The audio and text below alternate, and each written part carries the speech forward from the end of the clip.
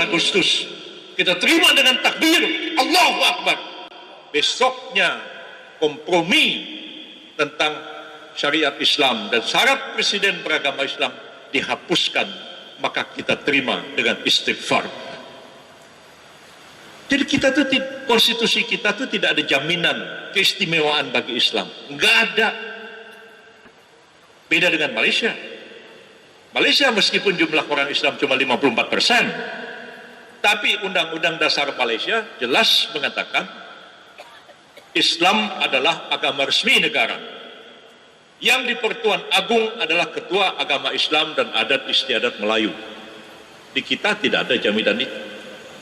Ya, Filipina lebih keras lagi. Filipina, Undang-Undang Dasarnya mengatakan Republik Filipina adalah republik sekuler.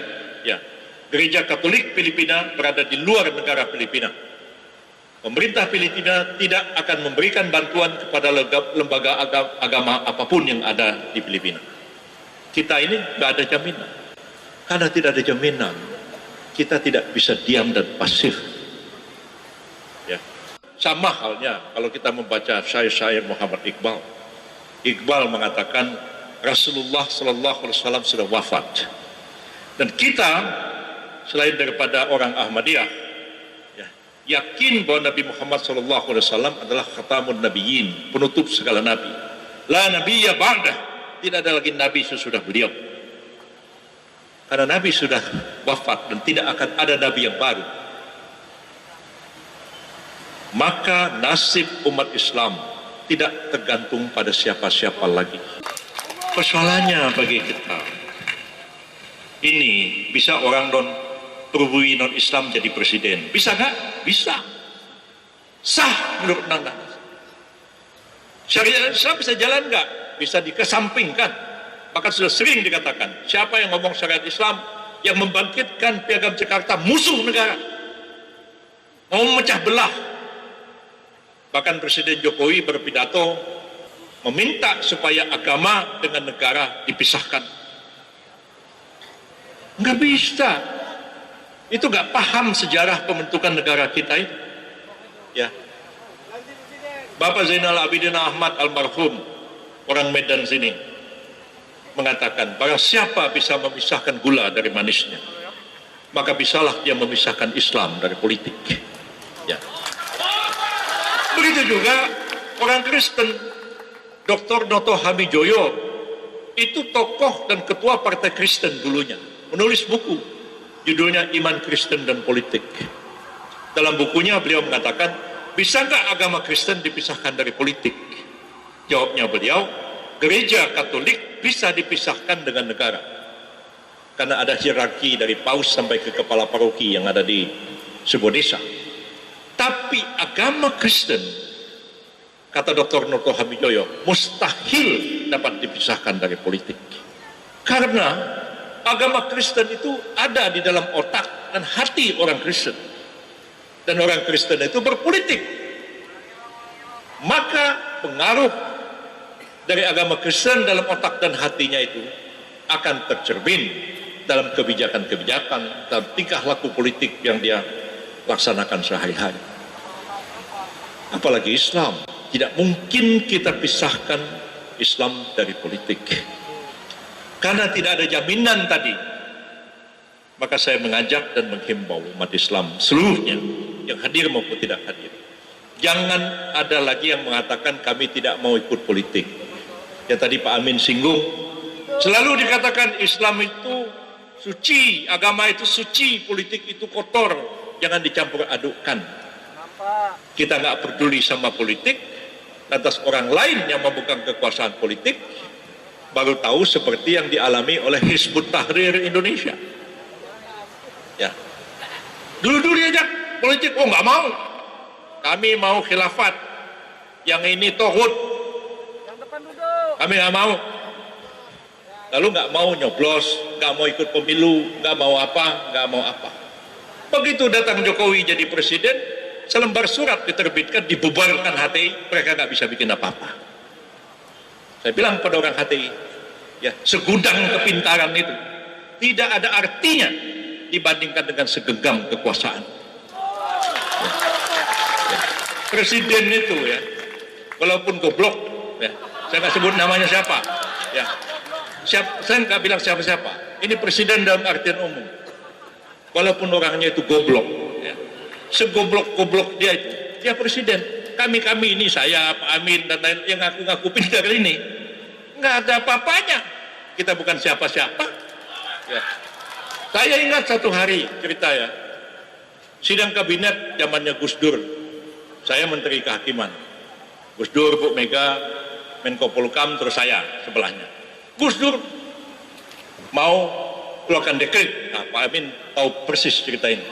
Mau keluarkan dekret, mau bubarkan DPR-MPR, mau menghidupkan TAP MPRS 25 tentang larangan PKI dan larangan penyebaran Marxisme, Leninisme dan sebagainya. Wah, Gus Dur ngotot. Saya keras ngomong di kabinet. Saya bilang, minta maaf Bapak Presiden, saya Menteri Kehakiman harus menjelaskan dari segi hukum. Saya jelaskanlah dekret tahun 59 itu kayak apa. Tidak mungkin ada dekret tanpa didukung oleh kekuatan militer. Ya, karena dekret itu adalah revolusi hukum. Benar atau tidaknya bukan diukur di awal, di ujung. Kalau dia bisa pertahankan dekretnya itu, dekret itu menjadi sah. Kalau tidak, dia bisa dituduh sebagai pengkhianat, bahkan dituduh melakukan kudeta. Yang kedua, saya katakan, menghidupkan PKI ini bisa jadi heboh besar. Wah, saya ngomong panjang lebar, Gus Dur marah, ambil ketok palu, kabinet skors. Saya sempat ditegur Ibu Erna Witular, kenapa itu menteri kok ngeritik presiden dalam bidang kabinet?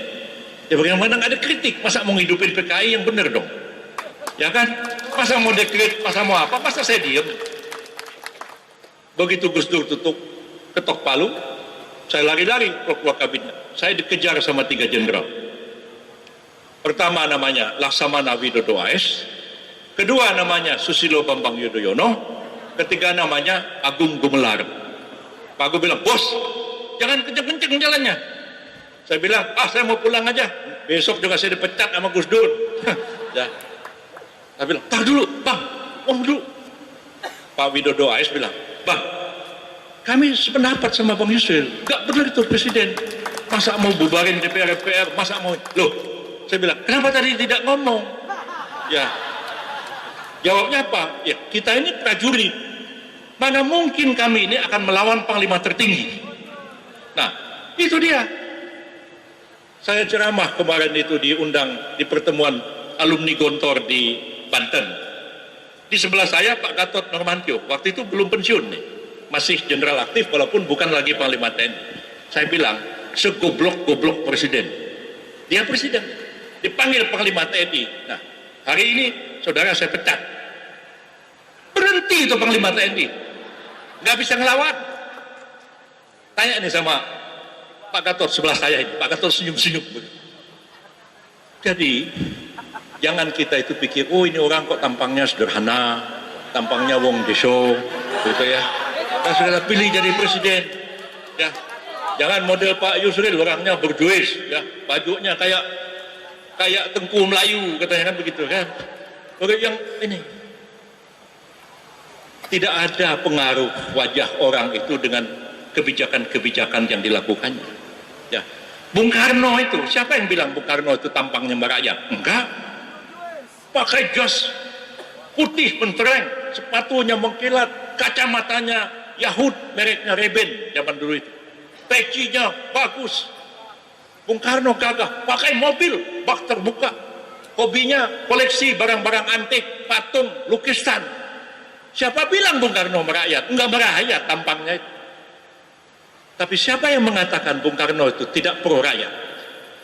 Sangat pro. Lah yang sekarang ini tidak ada hubungannya. Wajah itu lah katanya saya ini dibilang diktator, wong tampang saya tampang wong deso. Nggak ada urusannya. Tampang wong deso nggak deso itu bisa aja jadi diktator.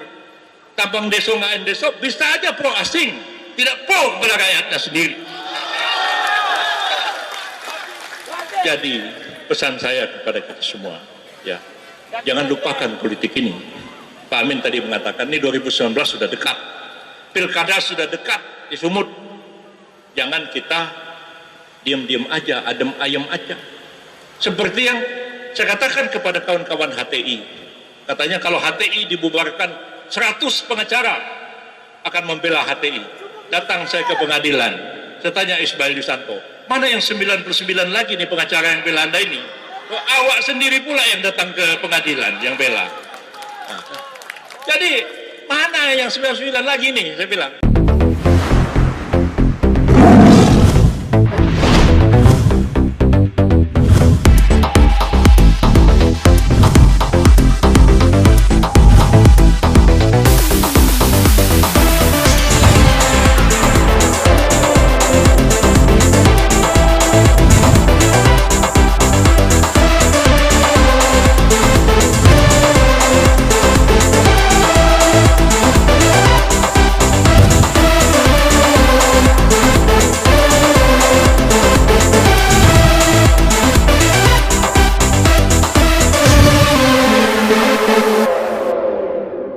Sukses terus, Caller Eddie.